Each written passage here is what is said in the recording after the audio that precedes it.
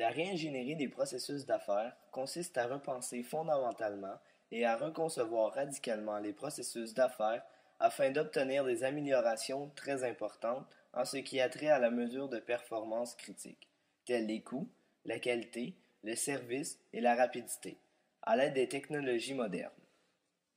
Autrement dit, il s'agit d'une démarche de remise en question et d'une redéfinition des processus d'une organisation en vue de la restructurer pour la rendre plus efficace tout en réduisant les coûts.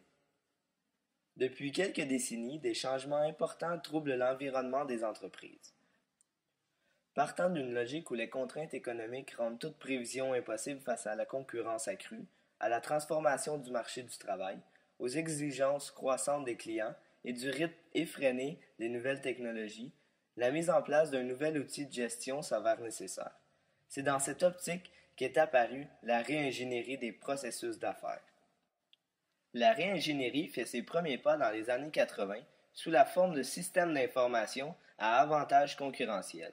Mais ce n'est que vers 1990 que ces systèmes sont repris pour être encadrés plus systématiquement par des principes managériaux. Ce nouveau mouvement, mis de l'avant par Davenport, Short et Hammer, a lancé et popularisé le concept de la réingénierie des processus. Depuis, on assiste à une croissance considérable de l'intérêt pour le re-engineering. Issu d'un mélange de différentes écoles de pensée, telles que la qualité totale, l'utilisation des technologies de l'information et le management par les processus, sa principale force réside dans une remise en question profonde des façons de faire de l'entreprise. Il ne s'agit plus de modifier simplement ce qui existe, mais de concevoir du nouveau et d'être créatif. Plusieurs choix s'offrent aux organisations quant à la méthode de développement des nouveaux processus, que ce soit par l'embauche de consultants spécialisés, le benchmarking, qui consiste à calquer des processus gagnants d'entreprises existantes ou encore par l'élaboration à l'interne. Quoi qu'il en soit, l'organisation devra veiller à impliquer l'ensemble de ses ressources pour s'assurer une implantation réussie et durable.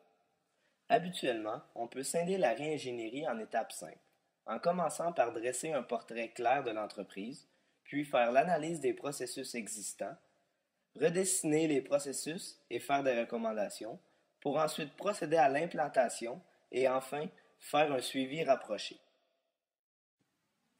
Papersource Corporation, une entreprise spécialisée dans la conversion de papier située à Grimby en Estrie, a bien compris que sa concurrentialité passait invariablement par la réingénierie de ses processus et l'acquisition de l'équipement à la fine pointe de la technologie. En affaires depuis moins d'une décennie, cette société manufacturière a connu une croissance fulgurante dans les dernières années et a modernisé sa production afin de répondre à un carnet de commandes grandissant. Toutefois, bien que la majorité des opérations ait été automatisées, Papersource a continué à effectuer sa manutention manuellement, soit à l'aide de chariots élévateurs conduits par des employés. Ainsi, l'ensemble des palettes de produits finis sortant de ces 12 lignes de production automatisées devaient être déplacées dans les entrepôts, inscrits sur un rapport écrit par les manutentionnaires et les opérateurs, puis entrés dans l'inventaire informatisé de l'entreprise.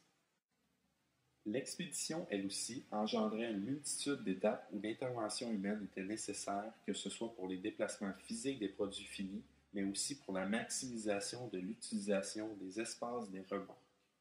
La haute direction s'est vite rendu compte que l'accroissement du volume des palettes à traiter engendrait des problèmes logistiques et des erreurs de plus en plus fréquentes. Afin de remédier à ce problème, la corporation a décidé de faire affaire avec une firme italienne offrant des solutions logistiques pour la fin de ligne et l'entreposage. Ainsi, avec l'acquisition de plusieurs nouveaux équipements tels que des robots palettiseurs, des véhicules à guidage laser et des logiciels d'expédition, Papersource pourra assurer un volume impressionnant de production et d'expédition avec un minimum de supervision. Conséquemment, des frais de main-d'œuvre directs réduits. De plus, ces changements réduiront grandement la bureaucratie nécessaire au soutien des opérations et les besoins en maintenance des différentes bases de données de l'entreprise.